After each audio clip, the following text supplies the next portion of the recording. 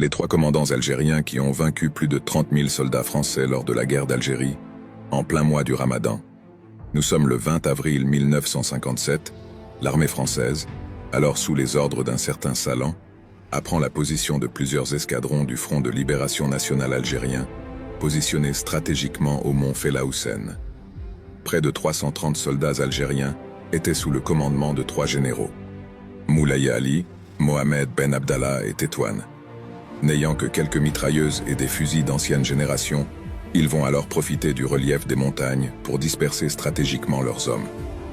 Construisant des tranchées, ils vont attendre que l'armée française s'enfonce assez bien dans les montagnes avant d'ouvrir un violent déluge de feu.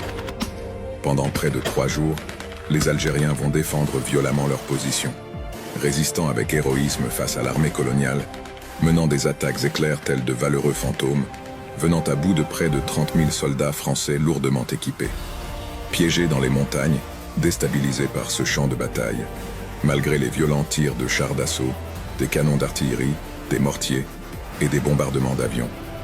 Les combats étaient d'une telle violence que les soldats et les civils ayant survécu à cette tragédie racontent que lorsque les hélicoptères français venaient chercher les centaines de cadavres jonchant le sol, le sang des corps coulait à même le ciel après chaque décollage.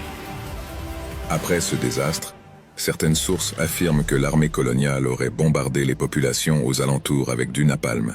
Merci d'avoir regardé. Abonnez-vous pour plus de contenu.